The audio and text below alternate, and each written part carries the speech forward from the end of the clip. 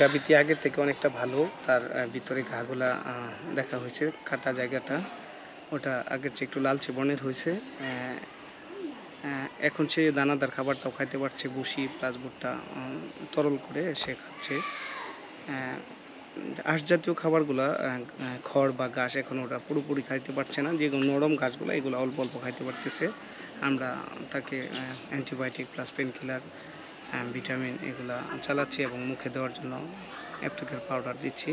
আমাদের ঊর্ধ্বতম প্রাণী সম্পদ উপজেলা কর্মকর্তা আমাদের ইউএলএমের ম্যাডাম রাজদিন সন্তুলা সুরভি ম্যাডাম আয়সা দেখছি, গতকালকে আমাদের ভেটেরিনারি সার্জন আসছিল, ওনারাও দেখতেছে। পাশাপাশি আমি আয়সা পার ডে আপনার ইঞ্জেকশন দেওয়া যাচ্ছে।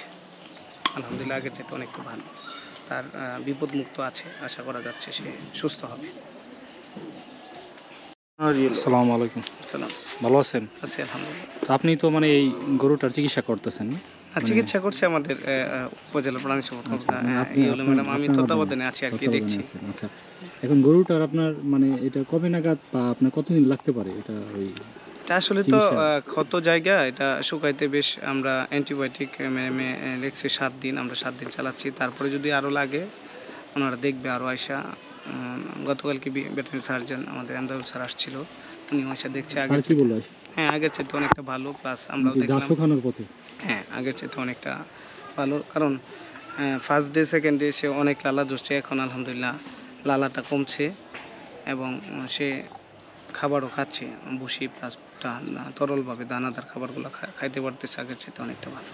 এখন এরকম কি আরো কেস মানে না, এরকম কেস আমাদের লাইফে বা আমাদের ঊর্ধ্বতম উপজেলা লাইফস্টক অফিসার এরকম কিছু আমরা পাই নাই। এমনিতে অ্যাক্সিডেন্টলি কেটে গেছে টিনটুন দিয়ে বা তার হলো অস্ত্র দিয়ে কাটা ফেলছে, এরকম হয়েছে, কিন্তু জিব্বা কাটা নিচ্ছে এরকম কেস আমি দেখি না যে আরো কেউ পাইছে কিনা বা এরকম। তাহলে আপনারা কি আশাবাদী যে আর কিছুদিন গেলে হয়তো খাবার? হ্যাঁ, ইনশাআল্লাহ।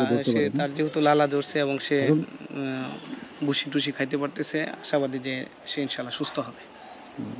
আরেকটু ব্যাপার, আপনার গরু তো মানে খাওয়ার জন্য ট্রাই করতেছে কিন্তু পাচ্ছে না, মানে দেখাচ্ছে যে খড় পাইলে সে খড়ের দিকে এগিয়ে যাচ্ছে, কিন্তু খড় সে মানে নিয়ে ফেলে দিচ্ছে। আঁশ জাতীয় খাবার, শক্ত খাবার, সে শক্ত খাবারগুলো আপাতত ওরকমভাবে নিতে পারবে না, সেই জন্য তাকে আপনার ভুসি নরম করে ভুট্টা এগুলো দেওয়া হচ্ছে। আরেকটা ব্যাপার, গরু তো গর্ভবতী, গরু তো এখন মানে একটু অতিরিক্ত হয়তো মানে খাওয়াতে হবে, তাই না?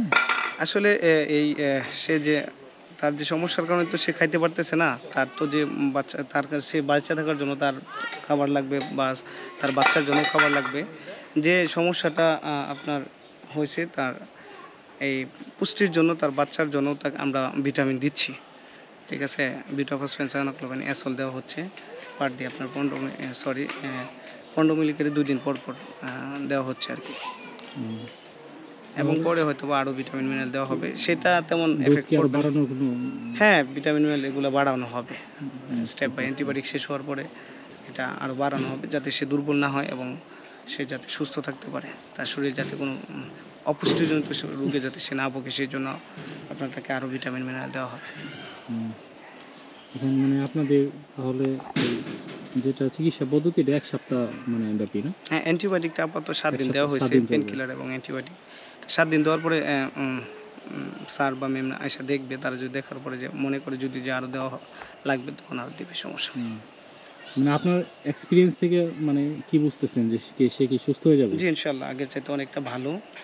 সে যেহেতু খাইতে পারতেছে, কারণ একটা গরুর জিহ্বা তো 7 থেকে 8 ইঞ্চি থাকে টোটালটাই, তার তো কাটা হয়েছে 3-4 ইঞ্চির মতো। এখন বাকি জিহ্বা তো আছে, সে যেহেতু দানাদার খাবার খাইতে পারে। আর যদি সে না খাইতে পারে, আমরা সেকেন্ডে তাকে ডেক্সট্রো স্যালাইন দেওয়া হয়েছিল, ওরকম যদি বোঝা যায় যে সে যদি আরও দুর্বল হয়ে যায় তাহলে তাকে ডেক্সট্রো স্যালাইন দেওয়া হবে। কারণ একটা গরু তো আপনার মূল খাবার আমরা যেটা জানি যে ঘাস অথবা খড়, এবং সে তো দুটো থেকে হ্যাঁ, ঘাস খড় তো অবশ্যই আছে, এটার পাশাপাশি তাকে দানাদার খাবার দিতে হয়, সে দানাদার খাইতে পারতেছে ইনশাআল্লাহ। আচ্ছা, তার মানে বোঝা যাচ্ছে যে যদি সবকিছু বা পানি জাতীয় তরল খাবার খাইতে পারে তাহলে মোটামুটিভাবে সে সুস্থ থাকতে পারবে না? আচ্ছা, থ্যাংক ইউ ভাই, ধন্যবাদ।